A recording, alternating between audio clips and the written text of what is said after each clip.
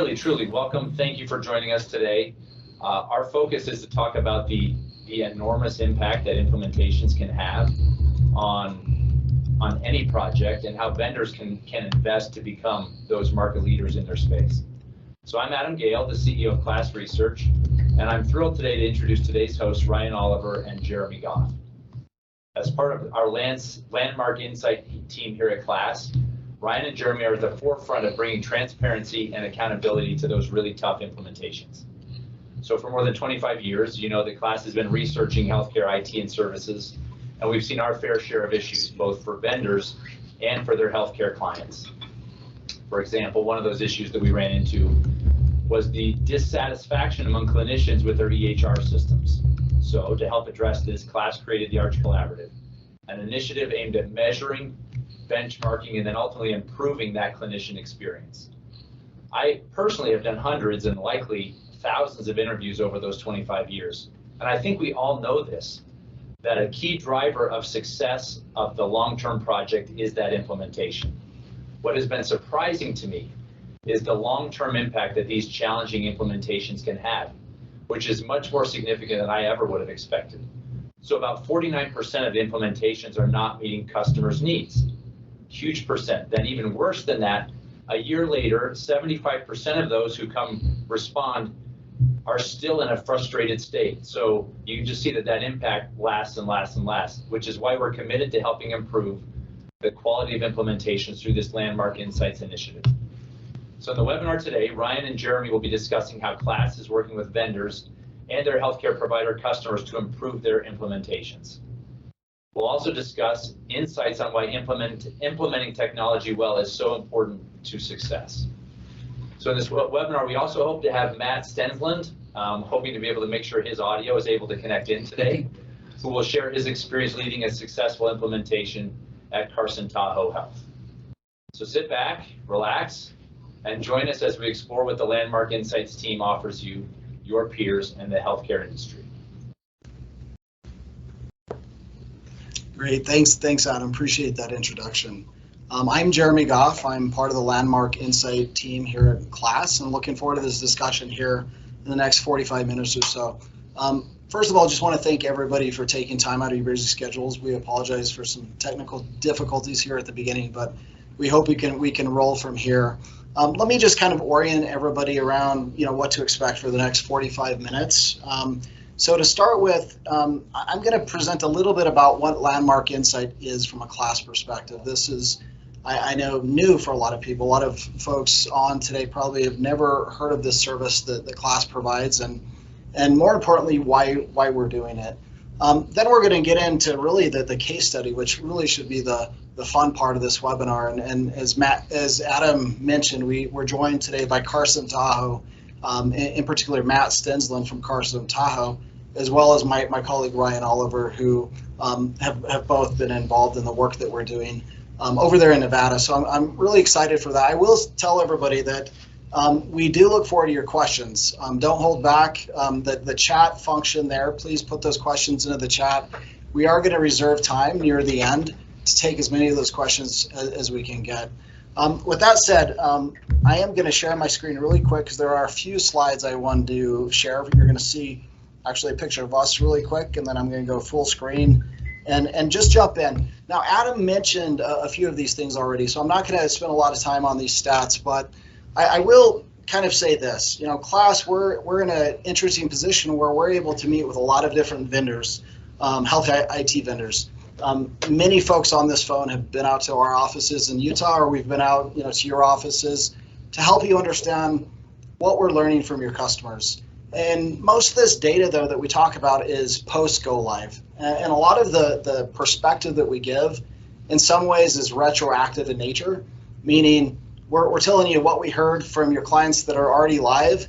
And in some cases, when we talk about implementation, what is done is done. And, though you can use some of those lessons learned as a vendor to try to incorporate going forward, you really can't go back in time. This Landmark Insights and what we're going to talk about today is KLAS is really our attempt to be more proactive and help both healthcare providers, but also vendors during the implementation. So more of a proactive approach to implementations. and you see some of the stats up here, how critical implementations are. I will say this, as we meet with all these vendors as they come in or we go out there, we often hear about all the initiatives they've got going on to improve their product, to improve their marketing capabilities, sales capabilities. It's more rare that we hear people, volunteer at least, what are they doing to make implementations better? Ironically, it's likely where you can have the most impact as a vendor. It sounds so simple, I know, but it is very, very complicated to get implementations right. They're just very hard. They're complicated, lots of layers. But we do feel some of the things that KLAS is doing can help. Now, I also want to be clear. Do we think KLAS is the only answer? Of course not. There are many different ways, many different approaches to make implementations better. And we want to kind of talk about some of the things we're trying to do. With that said, Landmark Insight, it's really not that complicated of a service that we provide. It's taking what KLAS already does, what we feel pretty well, and that is research and analysis. But instead of waiting until after go live, we're now just inserting kind of this methodology of researching, learning, analyzing feedback, and reporting back to stakeholders. We're now just doing that during the implementation. So as you can see here, a big part of this is we believe that problems, they never really start big, or at least they usually don't start big. They start small. And if you can provide a mechanism, either with KLAS or in some other way to catch very small problems early, create action plans, fix those problems, your trajectory is going to be positive in nature. Whereas, if you don't, sometimes those little problems do become bigger later and much more difficult to deal with. As important it is to identify issues through a very comprehensive 360 feedback of both vendor, provider, as well as a third-party implementer if they're involved, having the data, knowing what you need to work on is one thing. It's creating the action plan, letting some time go by to fix stuff, and then coming back and trying to measure how effective that was. That is key as well, and something we try to do. So in a nutshell, what we do is incrementally come in during the implementation, and as a third party, provide a perspective on how things are going in the implementation, where things can get better, and of course, help an organization or the stakeholders within the implementation organize action plans that can be followed through.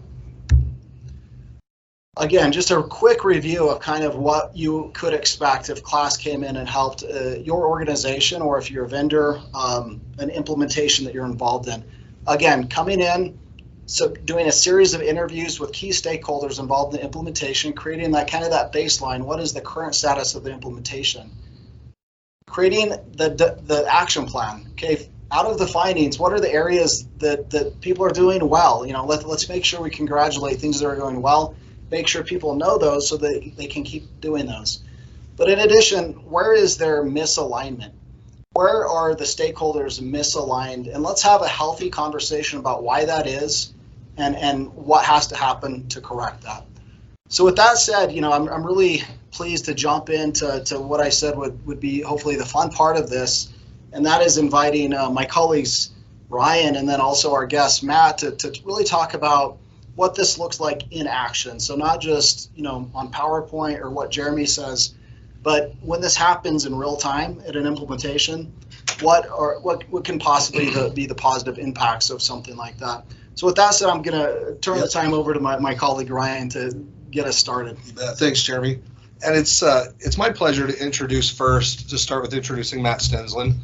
And we met Matt on one of these projects where we were out monitoring, interviewing stakeholders. Matt is really leading the Carson Tahoe implementation, and we were just extremely impressed with him and how he was leading this implementation. The things that we see at KLAS consistently as challenges are the things that he knew were challenges and was focusing on. So with that, and combined with his previous experience, we just thought he would be a great guest for all of you to hear from today first as kind of a case study. Matt also, you should know, previously was at Tenet Healthcare. He was head of HR delivery there, has been a part of some big, very complex implementations there. So he's also certainly somebody that understands the impact. He also has some great people skills, we noticed. So he's able to bring like the right stakeholders together, get alignment going. And so I want to turn it right over to him after Matt. We're going to have some Q&A and some discussion also. But Matt, welcome. Hopefully we can hear you. How are you, my friend? All right. Hi, everyone. I want to thank you all for taking the time to actually come and listen to me talk for a few moments, which is really exciting. So I get to share a story with you all, which kind of took me back about 6 months ago when I was engaged to come to Carson, Tahoe, which is a small, but not so small town in Nevada, where their kind of dream was to put in this new ERP. And this ERP was going to be the next evolution of what their new world was going to look like. And they were excited about it.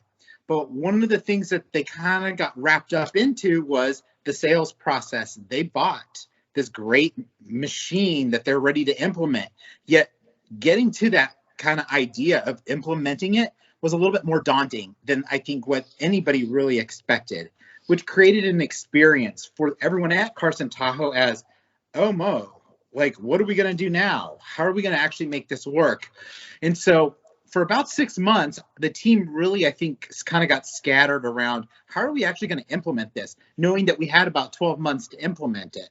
And so one of the major things I would tell you as we start to talk a little bit about the Carson Tahoe story was one of the major components in really any kind of implementation is ensuring that you have the right leadership in place. One of the things I will talk about is kind of the work that we did with KLAS in kind of beefing up our governance board. But putting a strong project manager in place, someone who knows how to lead people, is really I would tell you, a top idea, really kind of a necessary thing for making a project move forward.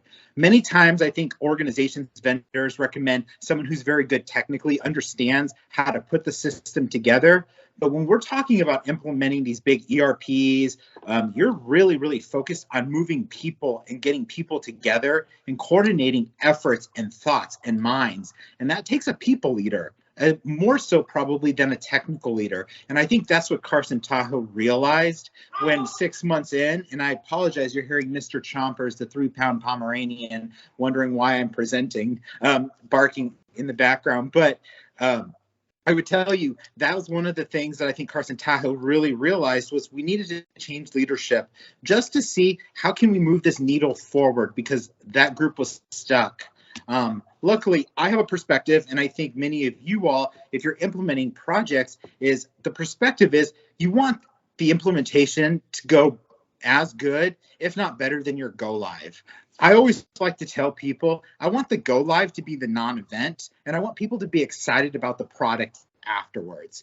And that is one of the areas that I could tell showing up to Carson Tahoe that I did not feel was going to be that experience. I think we had a lot of issues with communications. People didn't know where they were going and what was the overall vision of the project. When were the right milestones?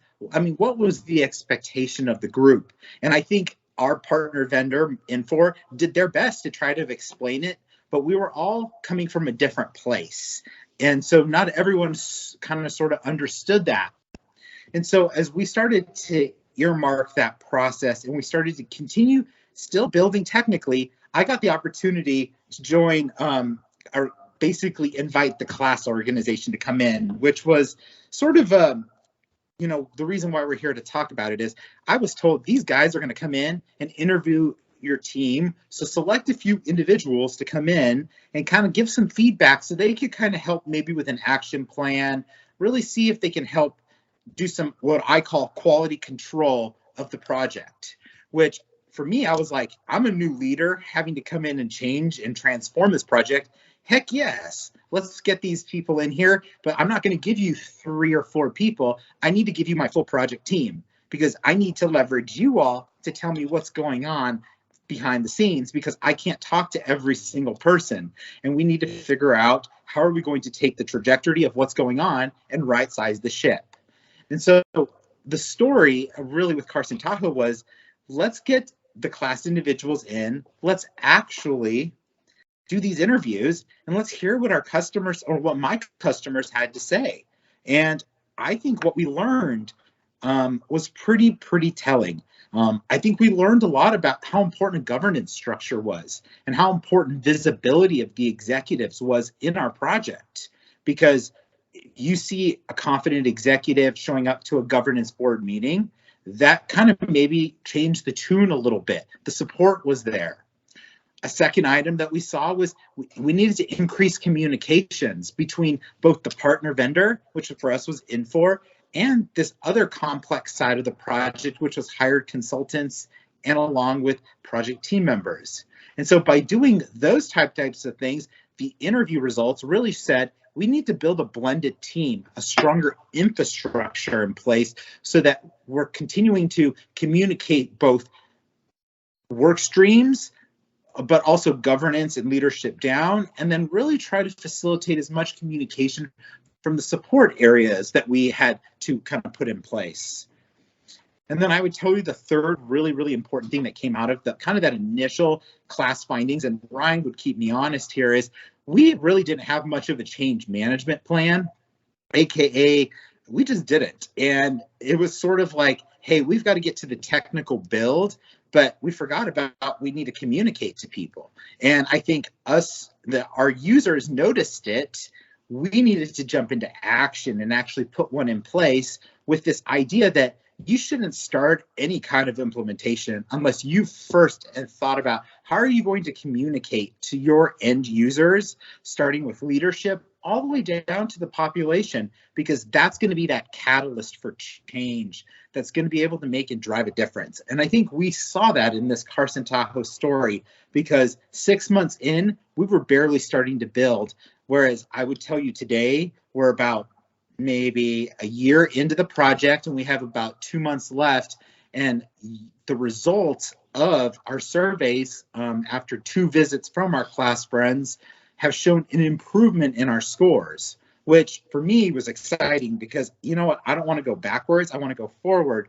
But they also continue to uncover certain pieces of information that we can continue to put into action plans and figure out, okay, how do we tackle this next item? Because at the end of the day, we want everyone to have a really good experience, not just at Go Live or not after that, but throughout the whole experience. And as Ryan and the team will tell you, is if people really start to believe in the product and they enjoy putting the product into the system, they're going to promote the product after the fact, and they're going to continue to be excited about it. But if they have this bad taste in their mouth, they weren't part of it, they weren't communicated to, and it just became kind of a, we'll call it a pain in the ass to do, they're not going to want to do this moving forward. And so focusing on that implementation, I would tell you in the Carson Tahoe world, is the thing that we continue to do every single day. And although I'm not finished yet, I would tell you it's definitely my priority to be able to do that. So that's a little bit about my story. But Ryan, I'd love for you to ask me some questions or anything you think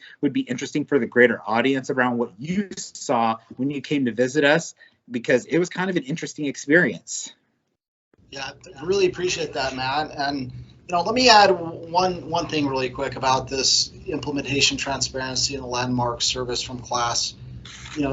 We want to come in and we want to help create a healthy environment for feedback. A lot of people know KLAS as a feedback company.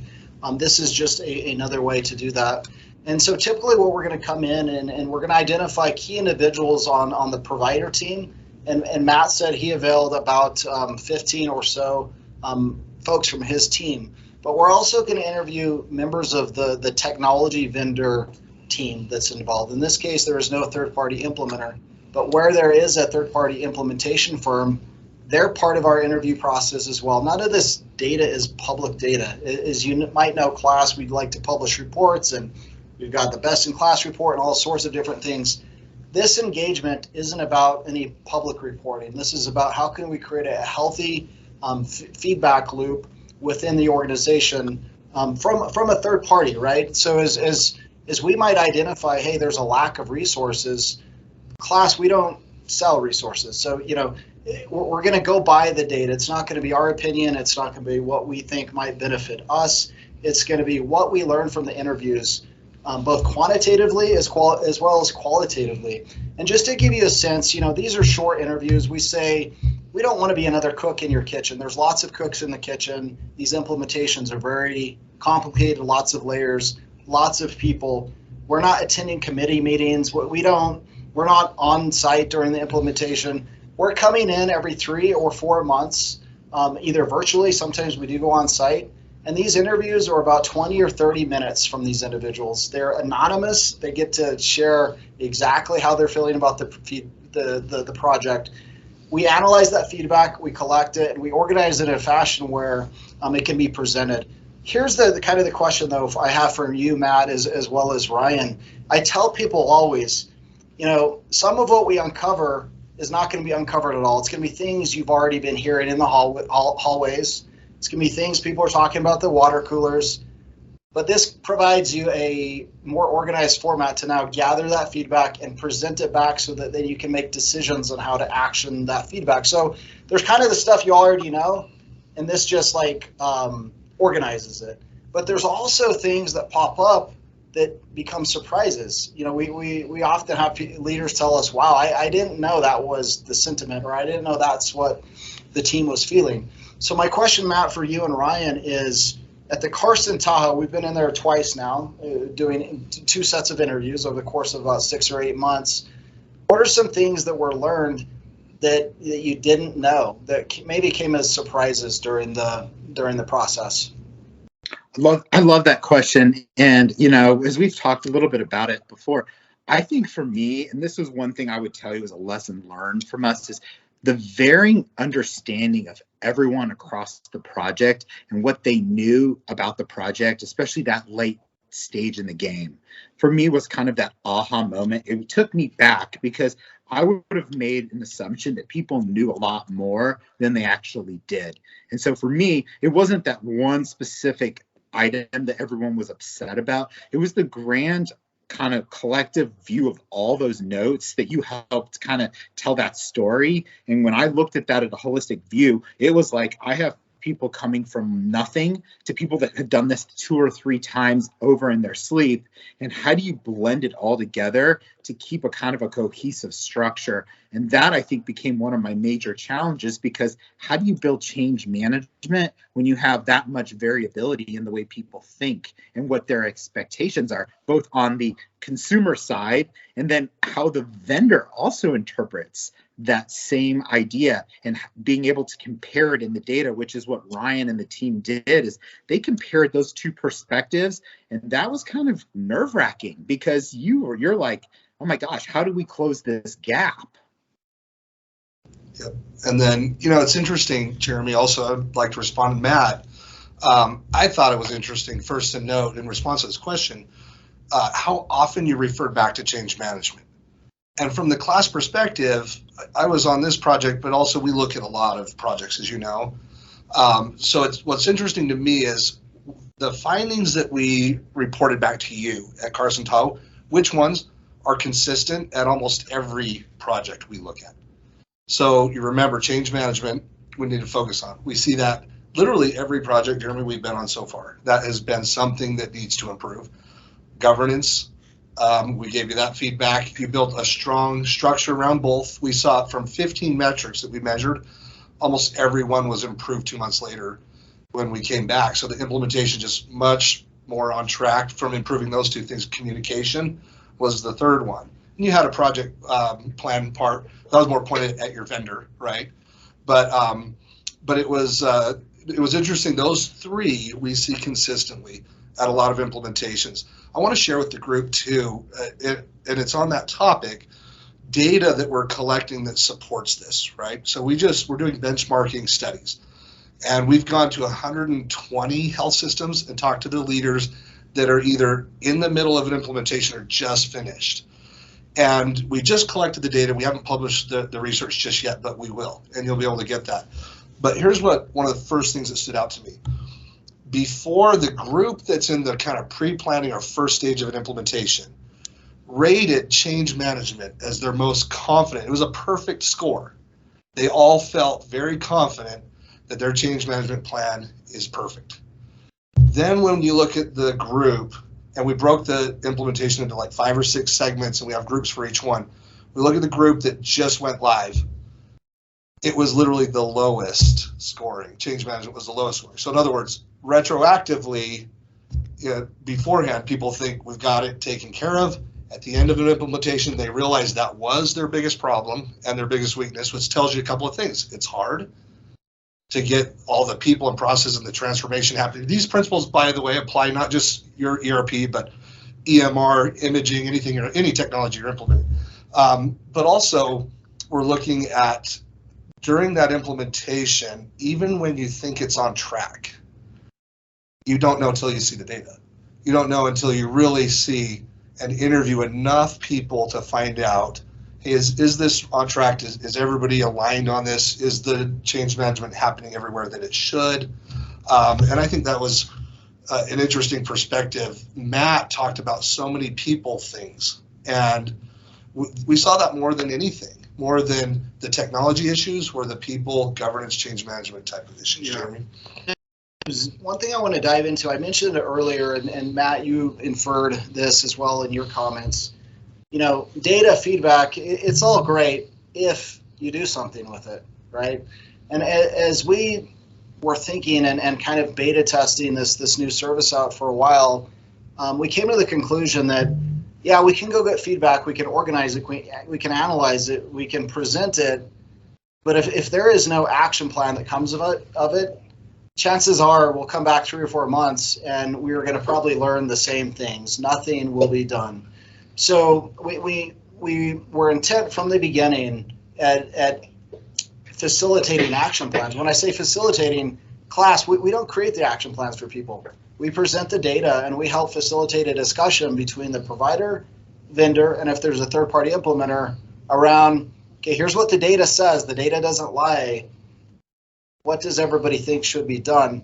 And I was always impressed, with both Matt's team at Carson Tahoe, also the Infor team, give them a lot of credit for, number one, taking the feedback with humility, looking at it as, hey, this isn't to beat anybody up. This isn't used as a stick. This is used as an opportunity to get better if we take that opportunity. So what are we going to do? And Matt in particular, I know one of these sessions we had, presented the data.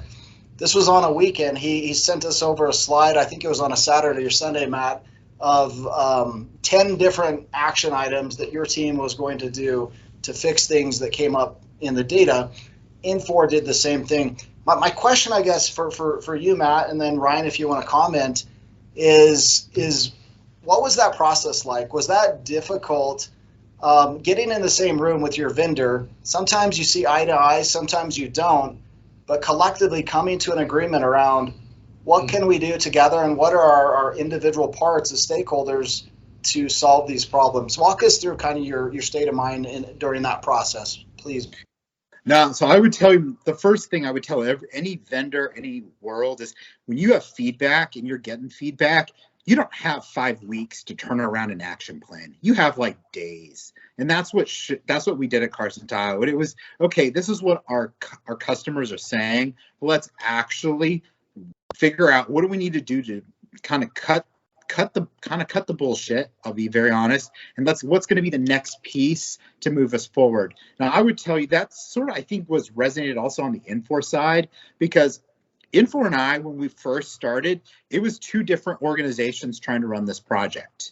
And I think over time, we started to get closer because we had to realize we had to be a cohesive unit. And so our action plans, when we started from, I would say, the first interview to the second interview, became very cohesive because we were both collectively solving the problems of the organization. And it wasn't just, okay, this is something that Infor is responsible for only, and that's within their scope of work. It was a collaboration. And that's one of the things I would tell you that I have found that has really, I think, helped my implementation is I meet with my PMs and they're my peers on the Infor side 3 times a week. We meet for 30 minutes, Monday, Wednesday, Friday, and we meet to talk about what are our issues, what's the next thing that we need to keep doing. We stay in touch, and we are now kind of attached at the hip. And I think that's what's helped us also be successful in implementing those action plans, because we knew what we committed to you all in saying these are important. Now, I have some more work I have to do on the people side, which to me is very important. It's the governance structure, it's the communications. And then Infor also has the same thing they have to do on their end, because they have their own employees that also have to improve their communications. And then they also attend my governance sessions. So instead of us building this idea that we're siloed and that we're just working together to get this done, we've sort of tried to build a kind of a cohesive unit. And I think that cohesive unit is really helping us implement this product, because it doesn't matter where you're coming from at this point. I really don't care what's your email address is. It's okay, you're an expert in FSM, I need you today. Or you're an expert in security, how do we solve this? And I think that's really helped it, but it's really because we've softened the vendor relationship between both the client and obviously the vendor. So I don't know if that answers your question, but I think it really helped out significantly by closing the gap and doing it quickly. No, that's great, Matt. Ryan, coming in from a KLAS perspective as kind of more of a facilitator, not a stakeholder. Yeah. What is your experience working with multiple stakeholders? Yes, they're trying to go the same direction, but oftentimes their approaches can be different, which can lead to misalignment. But tell us about this process of coming in, because early on, as we were developing this product almost 2 years ago, there was a worry that, man, is this just we're going to come in and into a hornet's nest almost and not be that helpful? Yeah, we're going to give people feedback, but then we're just going to start witnessing this finger pointing type thing going on. We weren't sure quite what to expect until we've started doing this. But what is your experience? I know you were on the ground in Carson. Yeah. You were in these presentations, this analysis with both Infor, with Carson. What is your perspective on kind of that critical part of not just getting the feedback, but agreeing on what the issues are and then moving forward? Yeah, it's a great question. It's actually been fascinating to see how this happens. So Matt said it really well. It kind of bridged the gap in the relationship between the vendor and Carson Tahoe. And there was a lot of, for example, one of the questions that we asked survey people about is budget. And it was literally the lowest rated question for Carson Tahoe and the highest rated for the vendor. And it was a clear reason, right? But there was, and just to clarify, the question was, how confident are you that your project will be on budget and on timeline, right? That's what you're referring to. And the vendor said it's on budget, because why? They're paying us exactly what we contracted. Where the client said, we blew the budget out adding more resources than we expected, like on day 3. And so, but there was so much. You think about this, how hard is it for the vendor to now push on the client a little bit and say, hey, we need to do this, when you have that sort of disagreement that you're talking about? Well, we were able to just come in and say, hey, here's where it is. Here's are the things that need to best happen from everybody going forward. And we're truly impartial. The better this goes for the client, the better it goes for everybody. The vendor, we don't upsell resources or anything. There were some resources that still need to be added. That was one recommendation. And when they just all kind of agreed on that with a third party and agreed to, hey, this is in the past and let's team together to make this go forward, then we could stop talking about the past issues and just really focus, like Matt said, on that action plan. And action was taken right away. And I think some of those things people were aware of, but had been stalled a little bit. And this happens a lot. And I'm bringing this up because it happens in a lot of implementations where there's a problem, but the can gets kicked down the road. Who's going to do what? And it just was a catalyst to really just do something about the issues so that by the next milestone, we're back on track. Yeah, no, that's great. I do want to get to questions, and we do have a few of those here. I know technical issues, life happens, and we got started a little bit late, but I want to keep everybody on time today so that it can get back to commitments.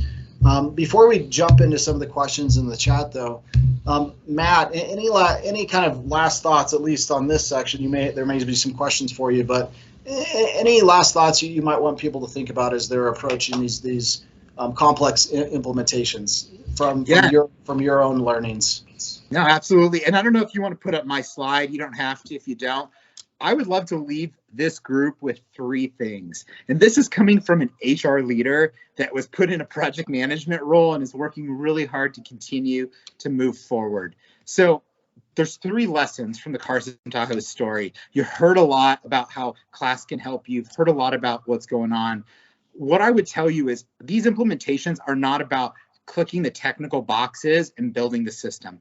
It's about orchestrating people and realizing that people are coming from, like I said earlier, from all different types of experiences. So they don't understand every single thing. So don't assume that they do. And if you can kind of try to really listen a little bit more, I think you will realize very quickly that there is a lot of gaps that you probably may need to explain, which if you're able to do that, you will make this implementation a lot better. And it starts from the sales process all the way down to the implementation process. Because if you're open and transparent with all of those pieces and you try to become, you kind of, like, I hate to say it, but you bring it down to another level where humans understand it, it can make a world of difference in that implementation. And I would tell you the second thing, and this is what KLAS really helped me with, is that feedback matters. The team's going to come out in, I think, 2 weeks and do my 3rd round of interviews.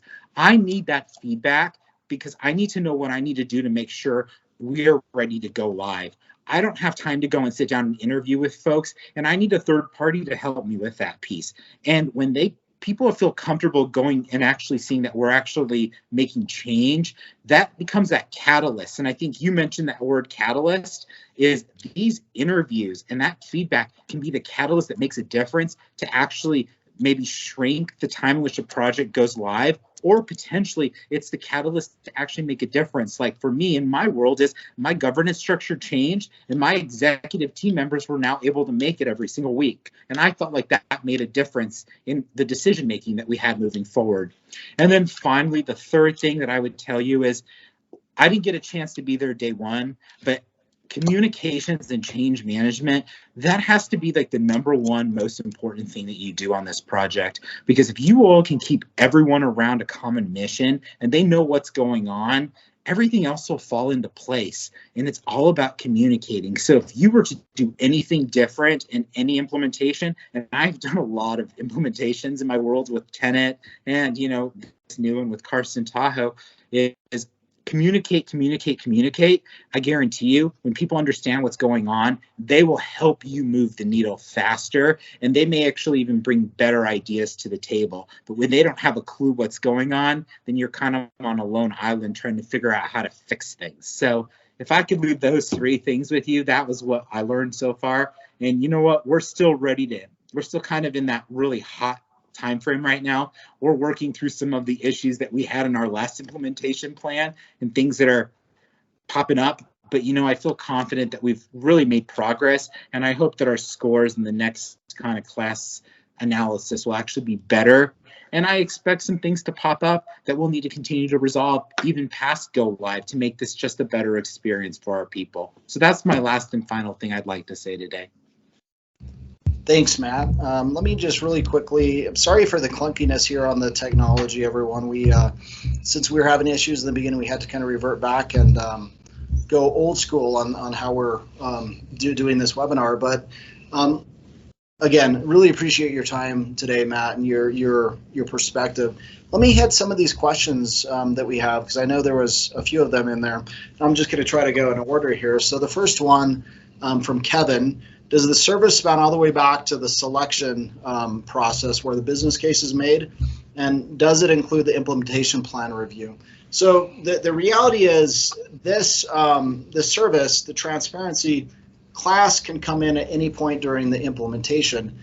Now there's kind of ideal and then there's real world, right? So implementations that are already underway, Carson was actually one of those. We came in, I think, around the 6-month mark, maybe even a little after that, to start providing that transparency and the kind of that feedback loop that we've talked about. Now, ideally, we come in early, and perhaps even before there's a contract, and that's where we come in. And before the contract, KLAS, this is where we can come in with thought leadership, content, best practices. We've talked a lot about change management, governance, we can come in with some data that just demonstrates how important these things are. And we're more than happy to do that in any implementation, by the way, for providers. That's just something that we do. Now, the engagement itself starts after contract. Now, that can happen before actual work is started, when project plans are starting to be created, things like that, as a way to gauge comfort. So, if we come in that early, part of what we're going to be doing is gauging, hey, is everybody comfortable with these plans? Does everybody agree on these timelines? What are the concerns? Those are some of the questions we're going to be asking that early on. So the answer to it is, ideally, we come in as early as possible. However, this is the real world we live in, and that's not always the case, especially for implementations that are already ongoing. And we'd be happy to come in at any juncture and try to provide some help there.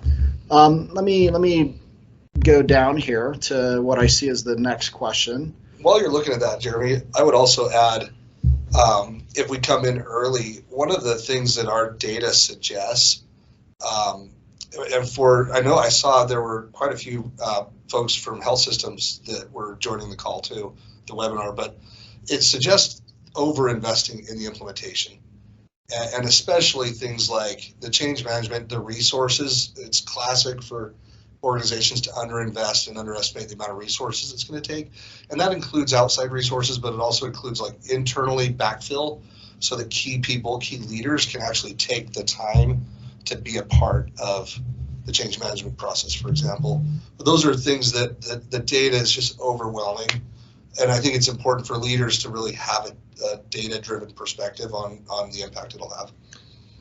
It's similar to the Arch Collaborative data set, which goes out and engages clinician usability and really satisfaction with their EMR experience. What we hear from CMIOs that undertake the survey a lot is, these things that we heard in the survey, a lot of them are not surprises. We're hearing this, right? We're on the floors, we're hearing this from our clinicians. This now gives us, in some sense, ammo. Data is king. It's one thing to take back to a board some anecdotes or things you're hearing in the hallways and say, hey, we need more funding for training. It's another thing to be able to take to the board actual data set that shows, hey, this isn't just my opinion. It's not just an anecdote. This is widespread what people are feeling. Some ways Landmark Insights does that as well. It provides, beyond just the anecdotes, beyond just the water cooler discussions, an actual data set of the trajectory of the implementation, how people are feeling about it, from a 360-degree view, by the way, from all stakeholders involved. Now, there was another question about change management, and it says change management as a concept, is it something that's well understood across stakeholders? This could be an entirely different webinar, and I think it was Kevin that asked that question as well. Thanks, Kevin. Looking forward to hearing maybe Matt's response and Ryan's, but personally, I do not think it's well understood. I think it's often, there's different definitions for it. One thing that we often do during the Landmark Insights is to create, a baseline of, is everybody agreeing on definitions? And one of the questions we asked is just around objectives. And not in this, just to be clear, not in Carson Tile, but in another engagement that we've been on, we asked that question to about 25 stakeholders between both the vendor and the provider. And I think we got back about 23 different answers around, what are you trying to accomplish in your implementation? You're implementing this, and what are you trying to get out of it? Out of like 25 people we talked to, there was like 23 different answers.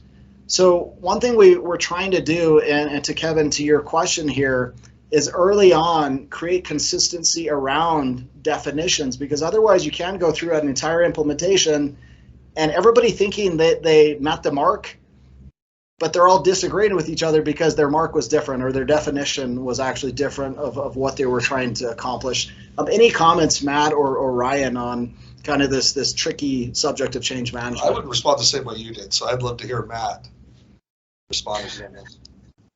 Change management is unique to each organization and it's unique to every project. And what it is, it's a holistic view of looking at the end result of what you want to accomplish and working backwards and really looking at the idiosyncrasies of what you need to do to get from A to B. And I think for us, Carson Tahoe, I built a change management program, but it's not super complex. We actually decided to let the PM do it, which we had some debate on. But as an HR person, this is where my love is I had a vision for where I wanted people to feel at the end of this project. And so my change management program was very much focused on communications and really simplifying it. People are not there to show up when you put in a new system and cheer you on. They dread this more than anything in the world. So really what change management at the end of the day is making sure people know what's expected of them and they really do understand, I think, is what is in it for me? And that is the one question we keep asking every day at Carson Tahoe, and I'm doing it right now, is what's in it for the end user? And quit overcomplicating it. What's in it for the end user? Because that's what's going to make a difference in this implementation. Overcomplicating it is just what you're going to see in a textbook, but listening to your people, figuring out what you need to do, that's change management at its best, I think. So for us, I think it's a very broad definition, but you have to know your population to be able to understand it, and you need to define it to your population, not just based on some consultant that thinks they know exactly what change management is. It's about that person and how they're going to impact the change you're about to put them through. Great, Matt. I think there's one more question we'll get to, and then we'll wrap up so everybody can get back to their day. And the question is really, this sort of class service where, we come in and do what we've talked about today. What is kind of the types of projects this might apply or be most applicable for? I think the answer to that is this. We're starting off with some of the larger implementations. Obviously, today we've talked about ERP, EMR. This is going to make a lot of sense, but we believe, this idea of getting feedback and closing loops and creating action plans. This is not limited to just very large, expensive, complex implementations. With that said, we're at this point in time where we're kind of looking at projects that are at least 6 months long, and probably, the cost of the implementation is at least $1 million or so. We think that's probably the entry point for what we're doing, where it starts making at least financial sense for everybody to have a third party come in and provide some service like we talked about today. So thanks for the questions. I guess there is one more, so let me just say it. Does Landmark Insight service help post implementation? The answer to that is we're focused mostly on implementation process now. Could we come in and help mediate and create some feedback and action plans to fix stuff post implementation? I think yes is the answer, Noel, but it is not our focus now, to be completely honest and transparent. With that said, let's just quickly, again, I am going to share my screen one more time, and Ryan is going to wrap up for us. And yeah, you bet. We will. Yeah, great questions too, and I appreciate that question about does everybody understand change management. But first I want to say, if you have any additional questions, feel free to reach out, landmark@classresearch.com. That will go directly to myself, Jeremy, and our team, and we're happy to respond, jump on a call, have a deeper discussion. There's really 3 things our team is focused on right now that we can discuss with you, share with you. One is we just published a white paper showing a lot of the data that supports really why we even started doing this. Some of it Jeremy shared, but we can walk you through some of the findings. We pulled out best practices into that white paper. The second thing is a report that's about to publish, and especially like providers that are on the call, you can get that report, and vendors that have class memberships can get that. But that's the benchmarking report that I talked about, where we interviewed 120 health systems. We're happy to review some of the findings from that around what we're learning about implementations. And then the third thing, of course, we're happy to have a discussion about if the Landmark Insights service that we provide makes sense for you that question about scaling it down. It can be scaled down. We just want to be cautious not to scale it down to the point where it's not impactful or doesn't make sense, but we're open to discussions. But feel free to reach out. Any additional questions that you have, let us know. Email us right there at landmark@clasresearch.com. And we look forward to chatting with you further. Thanks, everybody. Thanks, everybody.